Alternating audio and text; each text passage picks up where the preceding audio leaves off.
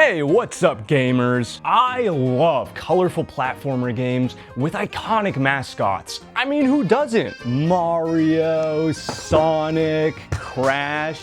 These games are just pure fun, and sometimes that's all I want. But the world of mascot platformers is so much bigger than just the mainstream stuff, and I'm always looking for new games to try. So today, I want to shine a light on one of the many overlooked mascot platformers of the past. But with so many mascot platformers to choose from, I wonder what I should play. What could possibly go wrong? Oh no. No, not that. Oh God. What could possibly go wrong? Oh God, oh Jesus. What could possibly go wrong? What could possibly go wrong? Oh God, oh jeez. Oh hey, look, it's Super Magnetic Neo. Yeah, let's talk about that one. You can't avoid me forever, Zackpack. Super Magnetic Neo. It's a Dreamcast-exclusive platformer, and there aren't too many of those. Alright, now let me address the elephant in the room. This game was obviously inspired by Crash Bandicoot, and it bears quite a few similarities. However, I think reducing this game to just another Crash clone is a gross oversimplification.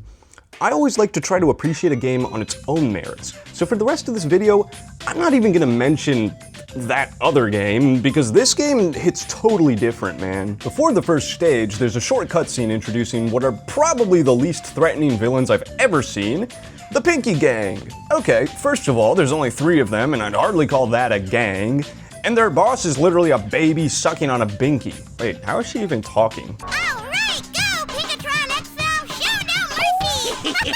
It's got that awkward early 2000s voice acting, those uncanny 3D models. Man, this just feels like home. Dreamcast, more like Fever Dreamcast. Alright. But how's the gameplay? What?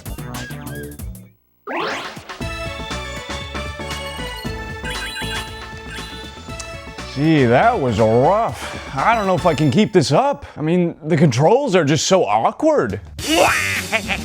This is great! The game is a broken mess! Now you can just pump out a quick video calling the game garbage instead of actually giving it a chance!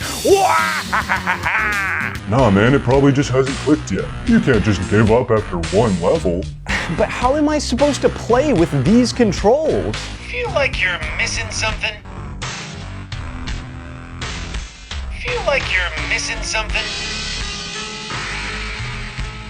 Feel like you're missing something?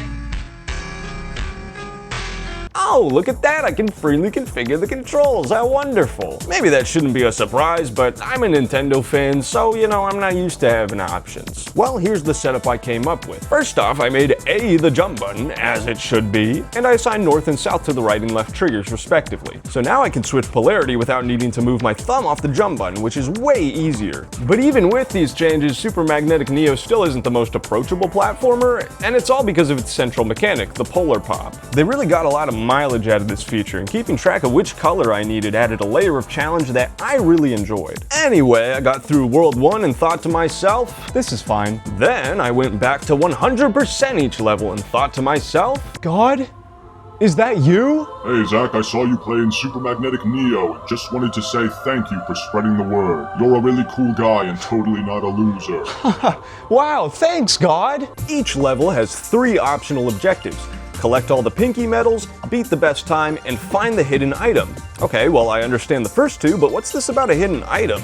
The game itself doesn't tell you how to find them, so I had to take a gander at ye olde manual for answers. So basically when you're near a hidden item, the Dreamcast VMU will beep to indicate you're close.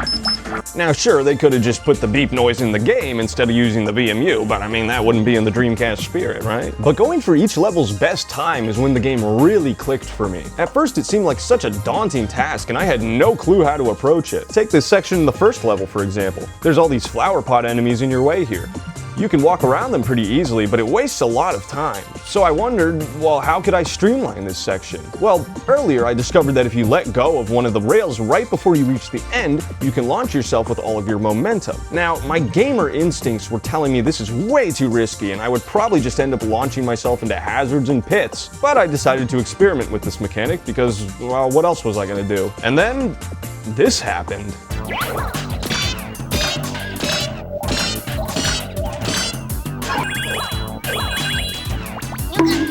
This changed the whole game for me. It was just so magical. I took a chance and the game rewarded me for my experimentation. I suddenly realized the level design was far more intricate than I initially thought. And the developers were basically expecting me to break this game wide open. You can pretty much get through every level with one continuous chain of moves if you know what you're doing. And this is the kind of speed that I love. The kind that feels earned. Wow, that was fun! I bet World 2 will be even better! Alright, peace out, bro. What? Yeah, the first world was really the only one that had a satisfying difficulty curve. Once you reach World 2, the difficulty kinda just feels all over the place. I never knew what to expect entering a level for the first time. Will it be easy or will it ruin my day? Ha! Trick question! My day was already ruined when I turned on the news this morning. The easier levels obviously didn't give me much trouble, but there were some that really wore me down. Make no mistake, this game is brutal and you will die a lot. I mean, that's par for the course on this channel. I love hard games, but you know, it's definitely not for everyone. The main reason the difficulty feels so inconsistent is because the game is constantly throwing new obstacles at you. You might spend half an hour practicing one stage, but then the next one immediately asks you to adapt to something new. But the unpredictable difficulty was never enough to make me quit. No matter what the game threw at me, I kept pushing forward because the level design was just so unique. Take level 2-2 for example. You're walking through this vaguely Egyptian-looking temple. There's a few obstacles, but nothing too crazy. Eventually you reach this wall with a face and you gotta place slots to get past it. But once he's down, you can't just walk through the opening because suddenly a wall of flames appears and starts chasing you back through the level. Oh my god, Neo, run! The fire is coming! Run! And the rest of the game is full of moments like this that genuinely surprised and delighted me. And that's coming from a guy who's been playing platformers his whole life. No two levels ever feel the same, and each one has its own learning curve. So even when you think you've mastered the polarity switching mechanic, the game will just find some way to flip it on its head all over again. But all in all, I had a blast with this game. It's bursting with creativity and it's super satisfying to learn the mechanics and eventually master them. The 2020s have been sort of a renaissance for B-tier platformer mascots. I mean, we got a remaster of Croc, the Gex trilogy, Glover, and even a reboot of KO the Kangaroo. And I would argue Super Magnetic Neo has a stronger identity than all of those games. I mean, there's really nothing else quite like it. So if all those characters can make a comeback, why not Neo? If this game was re-released today with some modern quality of life features, I think it could become a genuine cult classic. But for now, I guess we'll settle for Bubsy.